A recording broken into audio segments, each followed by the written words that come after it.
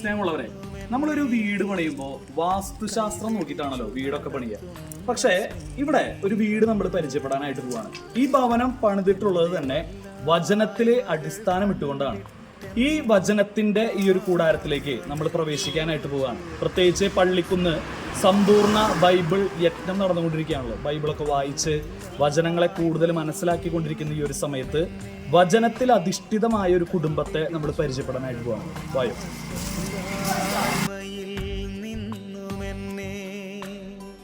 കൈപിടിച്ചു നടത്തുന്ന സ്നേഹം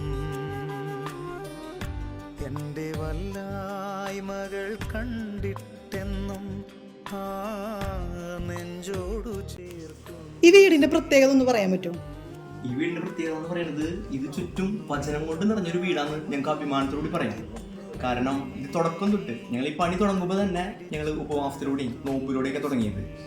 അതുപോലെ ഞങ്ങൾ വചനങ്ങൾ എഴുതിയിട്ട് ചുറ്റും ഈ നമ്മൾ 10 രൂപയുടെ മാരുടെ കുപ്പിയിൽ ആ കുപ്പിയിൽ നമ്മൾ വചനങ്ങൾ എഴുതിയിടും. അങ്ങനെ ചുറ്റും തറയുടെ ഉള്ളിൽ മുഴുവൻ കുഴിച്ചിട്ടിരിക്കുകയാണ്. ഓരോ അകത്തും നിറച്ച് അതാണ്. അതുപോലെ തന്നെ ഈ പ്ലാസ്റ്റിക്കിന്റെ കവറിൽ കുരിശുരൂപം പിന്നെ കൊന്ത അതൊക്കെ നിറച്ചിട്ട് ഈ കല്ലുകളുടെ ഇടയിൽ ഇത് വെച്ചിട്ടുണ്ട്. ചുറ്റും ഈ വചനത്താലും കൊന്തയാലും ഈ രൂപത്താലും ഒക്കെ ചുറ്റപ്പെട്ട് നിൽക്കുന്ന ഒരു വീടാണ് നിങ്ങൾക്ക് അഭിമാനത്തോട് പറയാം. അതുപോലെ തന്നെ അതിൻ്റെ ഒരു ഭാഗമായിട്ട് നമ്മൾ വീട്ടിൽ വന്ന് കയറുന്നവരൊക്കെ പറയാറുണ്ട്, എൻ്റെ ഇവിടെ കയറി വരുമ്പോൾ തന്നെ ഒരു സന്തോഷം ഉണ്ടല്ലോ എന്നൊക്കെ പലരും ചോദിക്കാറുണ്ട്. അത് കേൾക്കുമ്പോൾ തന്നെ എനിക്ക് വളരെ ഒരു സന്തോഷത്തോട് കൂടിയിട്ട് ഞങ്ങളപ്പോൾ ഓർക്കും ഈ ഒരു വചനം കൊണ്ട് നിറഞ്ഞ വീടാണല്ലോ, അതുകൊണ്ടായിരിക്കും ഇവരിങ്ങനെ പറയണേന്നൊക്കെ എനിക്ക് അതിൻ്റെ അനുഭവം കിട്ടിയിട്ടുണ്ട്. ഇങ്ങനെ ഒരു ആശയം മക്കൾ പറഞ്ഞപ്പോ അമ്മച്ചിക്ക് എന്താ തോന്നിയേ? അവര് പറഞ്ഞത് ശരിയാണ്. ഇപ്പോഴും ഓർക്കുന്ന മോൻ എന്താ പറയാനുള്ളത്? നല്ല സന്തോഷം. വചനത്താലിനെ ചുറ്റപ്പെട്ട് ആൾക്കാർ ഇപ്പോഴും പറയാറുണ്ട്. ഫ്രണ്ട്സ് വരാണെങ്കിലും ഇങ്ങനെ പറയാറുണ്ട്. അപ്പോൾ നല്ല സന്തോഷമുണ്ട്. ഈ ഒരു വീടിന്റെ പ്രത്യേകത എന്താണെന്ന് വെച്ചിട്ടുണ്ടെങ്കിൽ ഇവിടുത്തെ കുടുംബനാഥയും മതബോധന അധ്യാപകരാണ്. അപ്പോൾ ടീച്ചറിന് എന്താണ് അതിൽ പറയാനുള്ളത്? ഇങ്ങനെ ഒരു ആശയം എടുത്തപ്പോൾ ഞങ്ങൾ ഒരുപാട് പ്രാർത്ഥിച്ച് ഒരുങ്ങിയുണ്ടായ ഒരു വീടാണ്.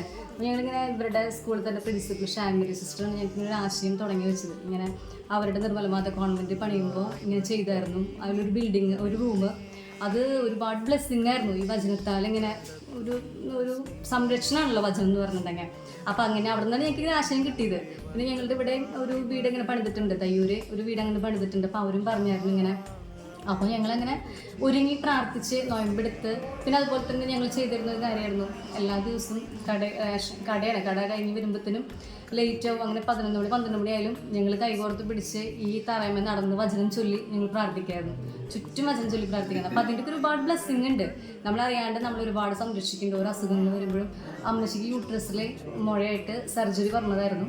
പക്ഷേ അത് ഈ വീട് പണിയുടെ സമയത്ത് തന്നെയായിരുന്നു. വീട് പണിയുടെ സമയത്ത്, അതായത് വീട് ഞങ്ങൾ കയറാൻ പോണ സമയത്താണ് ഡോക്ടർ അമ്മച്ചിക്ക് ഓപ്പറേഷനൊക്കെ പറഞ്ഞിട്ടുണ്ടായിരുന്നത്. അപ്പോൾ ഞങ്ങൾ ഡോക്ടറെ അടുത്ത് പറഞ്ഞു വരികയാണ്, അമ്മച്ചിക്ക് കയറണം എന്നുള്ള ആഗ്രഹത്തിലാണ് വീട് പണി തുടങ്ങിയത് തന്നെ. വീട് പണി അത്ര ആഗ്രഹിച്ചിരുന്നു അമ്മച്ചി. അപ്പോൾ ഞങ്ങൾ അമ്മച്ചിനെ വീട്ടിൽ കയറ്റിയിട്ട് ഞങ്ങൾ ഓപ്പറേഷന് കൊണ്ടുവരാൻ പറഞ്ഞിട്ട് അമ്മച്ചി ഞങ്ങളവിടെ ഹോസ്പിറ്റലിൽ കൊണ്ടുവരുന്നത്.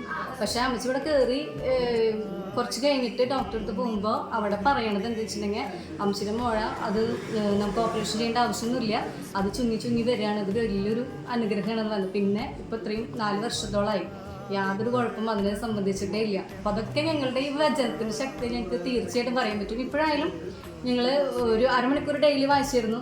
ഇപ്പോൾ ഒരു 15 മിനിറ്റ് എല്ലാവരും ഡെയിലി ബൈബിൾ വായിച്ചിരിക്കും. ഓരോരുത്തർക്കും ഓരോ ബൈബിളും ഉണ്ട്. അതാണ് ഭയങ്കര ഇമ്പോർട്ടൻ്റ് ആയിട്ട്. വചനം വയ്ക്കാൻ ഞങ്ങളോട് ഉറക്ക വചനം പറയും. അത് അത്രയും ബ്ലെസ്സിങ് ആണ് ഈ ഒരു കാര്യം കൊണ്ട്. മോൾക്ക് എന്താ തോന്നിക്കണേ?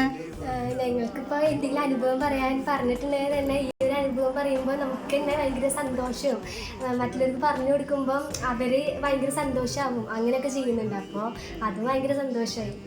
ഓക്കെ. അപ്പോൾ തീർച്ചയായിട്ടും നമ്മൾ ഒരുപാട് കേട്ടിട്ടുണ്ട് വചനം കൊണ്ട് അടിത്തറ പണിയാന്ന് പറഞ്ഞാൽ. പക്ഷേ ഇന്ന് നമ്മളതിവിടെ കാണാണ്. വചനം കൊണ്ട് പണിതിട്ടുള്ളൊരു വീടാണ് ഈ കണ്ടുകൊണ്ടിരിക്കുന്നത്. നെഞ്ചോടു ചേർക്കുന്ന സ്നേഹം. സ്നേഹമുള്ളവരെ, വചനപ്രകാരം പറഞ്ഞു വെക്കുന്നുണ്ട്, കർത്താവ് ഭവനം പണിയുന്നില്ലെങ്കിൽ പണിക്കാരുടെ അധ്വാനം ഒക്കെ നിഷ്ഫലമാണ്.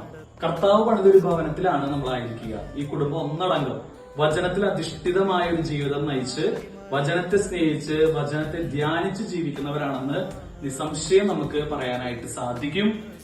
തയ്യൂര് ഇടവകയിലെ ഒരു കുടുംബമാണ് ഇതിലെ ഈ കുടുംബത്തിലെ കുടുംബനാഥനും കുടുംബനാഥയും മതബോധന അധ്യാപകരാണ്.